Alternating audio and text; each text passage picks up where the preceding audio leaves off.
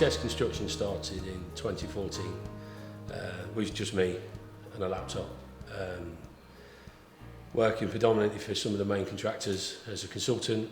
And then in 2017 I was sort of coached by a PQS company to potentially look at starting on my own as a main contractor, which obviously you think, nice comfort zone, me and the laptop, no real panic, no real stress. But then I think if you go into the construction industry, you always want to build your own things. You always want to build the biggest job. You always want to drive past somewhere and say, I did that, or I worked on that, or, you know. And the thing was, so I took the leap of faith in 2017, and we got a big housing site, which was running well. We also was part of a high-rise student accommodation build in Birmingham, and then we sort of never looked back since. I've been fortunate within the years to employ some phenomenally good staff who get what I want to do, who want to be part of it, who actually look after the company when I'm not around, which is good. Which is, I think, that's the main contributor to the growth of QDTS. I mean, now we're in 2020, we've sort of gone from 500,000 turnover to 14 million, and that's not my doing. I'm just there. It's all down to the staff, and we've got some really good clients. To be honest, I think they need, you know, to have faith in a company like ourselves. I think they need to have a big pat on the back as well, because without them, we wouldn't have had the growth. So you're very humble, because you have to be a great leader to be able to lead something like that. Yeah, well, yeah, I just think... You are. They are a great team, and they have delivered amazing. Yeah, they're a good team. You're a good leader. I think it's about the end game. It's about clarity. It's about reading your staff. It's about understanding if they've got, you know, if they're tired, or if they need a bit of time, or you think they're spending a bit too much time away from the family, or if you think, you know, they're doing a few too many hours. You know, you've got to be able to say, I'll step in today. You know, you have a day off, you've earned it, I'll step in today, which is good for me, because I can still get involved in running the sites and see what's going on. So it has a double-edged sword, really. The whole concept of construction is whatever you build, people will see it, but that's usually a bit too late. It'd be nice to let people know what you're actually about to build, what you're involved with, and let them know that the end product will be on this day, and have a look at it. So I sort of thought the construction industry is changing. It's took great leaps and bounds in the technology, the design aspect, the design software, everything that gets to a position for all the information on site. But then from site to the end product, it seems to be where it sort of slows down.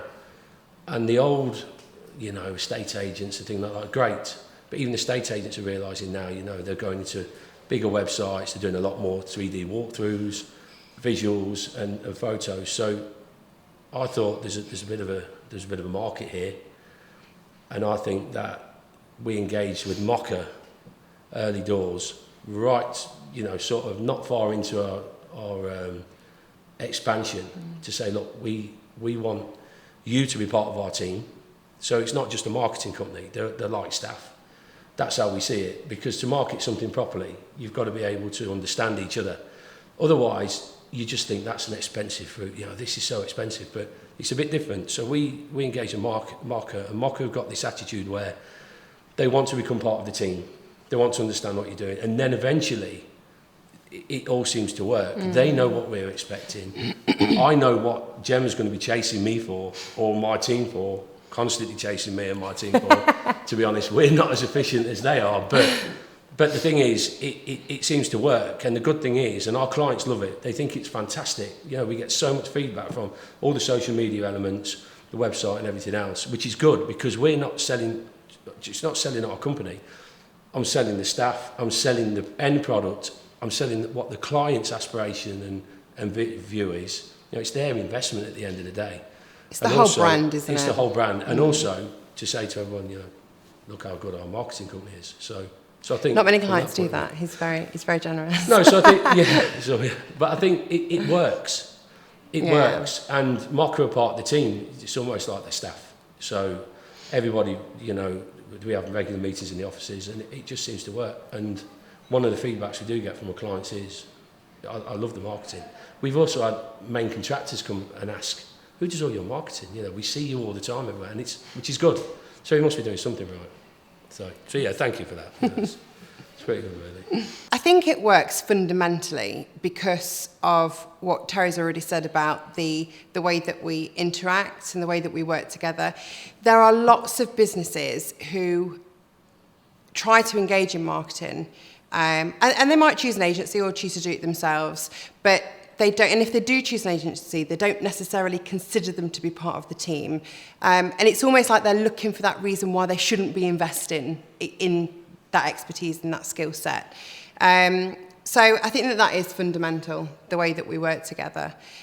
From a marketing point of view, I think that the construction industry is like any other industry in the way that you would approach it. So you have to, and again, this is where a lot of businesses get it wrong, because they'll have a bash at doing some marketing activity, but they've not really considered some fundamental steps. And it is about understanding that target audience. And it is about understanding the message that needs to resonate with that target audience, and then looking at where they are and what channels to use and where to commit activities to. And so there is quite a thought process behind it. And I'd not worked in a marketing agency prior to having my own marketing agency. I was very frustrated with them, which is why I launched my marketing agency. And I think that that's why it does work so well, because I have been client-side for many years. And I do feel that I know what an external client needs. And it is that wanting, I always say that I want our clients to feel like they can pick the phone up and we're in the next office, you know. And it is incredible to hear Terry speak how he does about him feeling that. I think it's all about, you know, companies like Nike and Adidas, they've had brand awareness for years. You know, they don't need to market, you know who they are. But the thing with the construction industry, which I'm noticing more, and I think it's really good, the awareness, they're doing more awareness with apprentices. They're doing more awareness with, you know, safety achievements. They're doing more awareness with charities. It's things like that construction companies have been doing for a long time. Nobody really knew. And it sort of changes the face of construction. And unless you market it and you get people to understand, it's not about standing in the rain all day and getting soaking wet and knee-deep in mud. It's actually a decent industry to come in and work. Yeah. More children and more apprentices will come into the industry, because that's what we need. You know, you talk about the shortage. There is a shortage. There's a shortage because I think we're going through quite a decent growth of construction. But, you know, we need to top things up. You know, people like myself and everything, you know, there's only so long everybody goes in the industry. You've got to start bringing the youth. We have quite a good policy with training and bringing children into the company. Well, I say children, teenagers into the company. And we want to keep them, and we invest in them, and we want to make it a happy place. But on the side of that, for all the hard work they do, I want people to know about it, because it's okay me saying you've done a really good job there. I really appreciate it. You well done on your exam passes, well done, you know, on your MVQ achievement. But I'd like it to go bigger than that. It makes them feel important then, because the industry it's a hard industry to actually come into, but it is a good industry, and it's full of characters, but it's a good industry. And I think it's like any industry. There are lots of industries. There is almost the wrong perception of that industry. So like you were saying, you know, we didn't want this piece to be outside a building site with a hard hat and yellow vests on, because it is so much more than that. It's like marketing agencies have got a really bad rep for not doing what they say that they're going to do. We all suffer with a bit of that. Of course we do.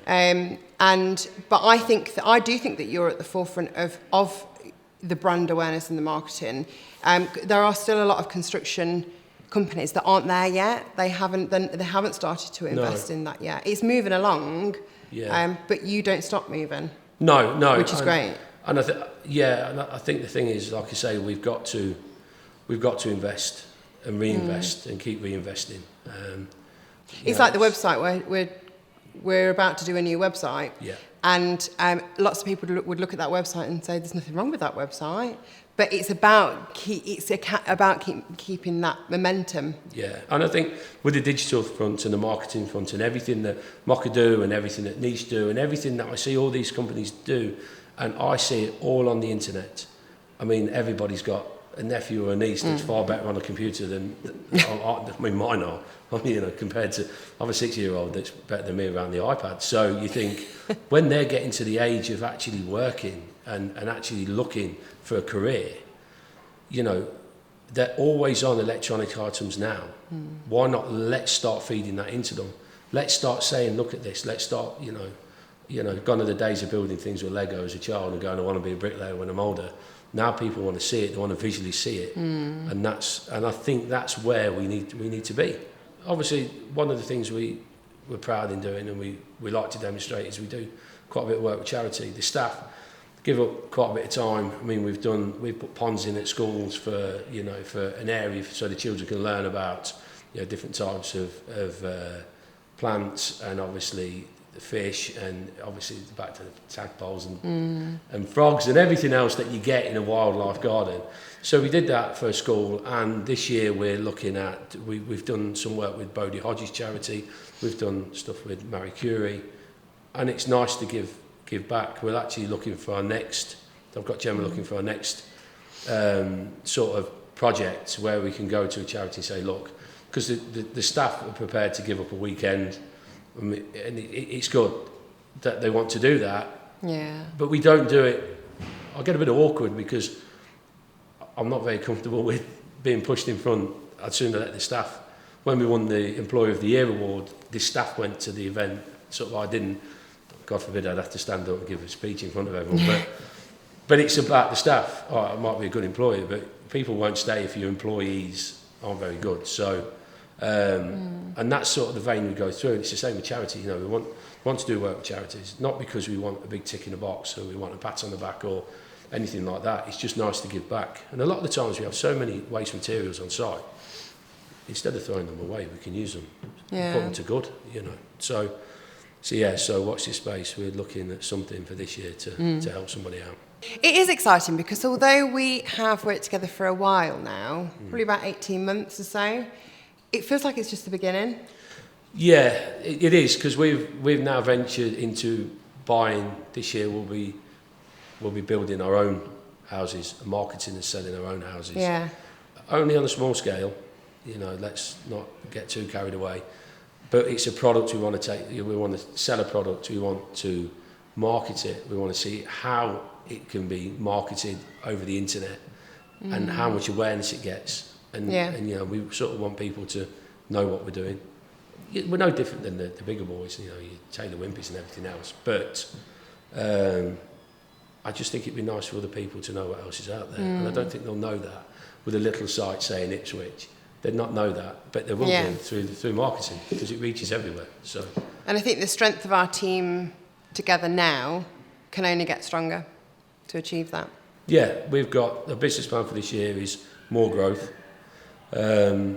We have order books full into middle to third quarter of 2021. So we're doing okay. But we're also quite grounded, and we understand that you're only as good as your last job. So you are very grounded. So but I think the whole concept today is, don't ask me how to build, but tell me where I think we can go with building and marketing, and I think that's the next thing that we'll be pushing.